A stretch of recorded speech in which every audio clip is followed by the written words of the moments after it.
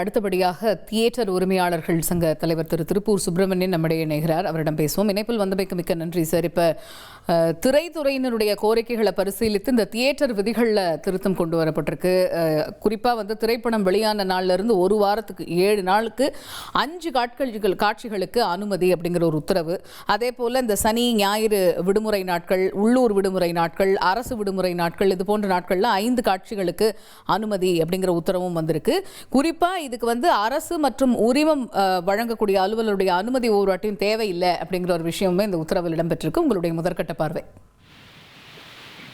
கடந்த வெள்ளிக்கிழமை நாங்க திரையரங்கு சங்கத்தின் சார்பாக முதலமைச்சர் சந்திச்சோம். முதலமைச்சர் சந்திப்போது நாங்க என்ன கோரிக்கை வச்சோம்னா, 1957 போடப்பட்ட சட்டம் இது. அன்னைக்கு படங்கள் 3.5 மணி நேரம் 4 மணி நேரம் ஓடிட்டு இருக்குது. இப்ப படங்கள் 2 மணி நேரம் 2.5 மணி நேரத்துக்கு மேல கிடையாதுங்க. அதனால காலை 2 மணி முதல் காலை 9 மணி முதல் இரவு 2 மணி வரை நாங்க எவ்வளவு காட்சி விடணும் திரையிடலாம்னு சொல்லிட்டு எங்களுக்கு ஒரு ஆர்டர் போட்டு கொடுங்கன்னு கேட்டிருந்தேன். எங்களுக்கு கோரிக்கை.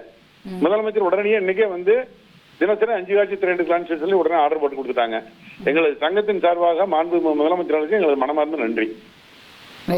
இது குறிப்பா இந்த உள்ளூர் விடுமுறை நாட்கள்லயுமே, அரசு விடுமுறை நாட்கள், இந்த மாதிரியான நாட்கள்லயுமே இது பொருந்தும் அப்படிங்கிற ஒரு உத்தரவும் இருக்கு இல்லையா? இதுவும் எப்படி இருக்குன்னா, ஏற்கனவே அதாவது தேசிய பண்டிகை தினங்கள் சனி ஞாயிறு 5 காட்சிகள் திரையிட்டுக் கொள்ளலாம்ங்கிறது ஏற்கனவே இருக்கு. அது இப்ப என்னங்கிறாங்கன்னா, ஏற்கனவே நாங்க அனுமதி வாங்கிட்டு திரையிடணும். அப்படி இப்ப எந்த அனுமதி வேண்டியதுல ஆமா எந்த அனுமதி வேண்டாம் ஸ்டாண்டர்டா சொல்லிட்டாங்க. என்ன சொல்லிட்டாங்கன்னா, 7 நாட்களுக்கு 5 காட்சி, சனி ஞாயிறு மற்றும் பண்டிகை தினங்கள், உள்ளூர் விடுமுறை தினங்கள் 5 காட்சி நடத்தல ஆர்டர் போட்டாங்க.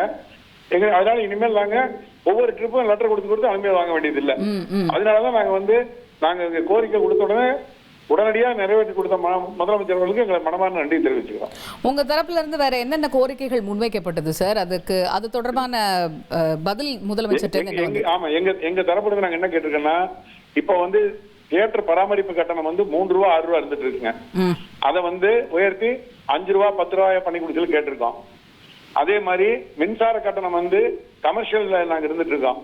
அதை சிறு குறு தொழிலுக்கு என்ன மின்சார கட்டணம் இருக்கும் அதை பண்ணி கொடுங்கன்னு கேட்டிருக்கோம். அதே மாதிரி பில்டிங் சர்டிபிகேட் இப்ப இருக்கிற திரையரங்குகளை இன்னைக்கு தனி திரையரங்குகள் நடத்தவே முடியல.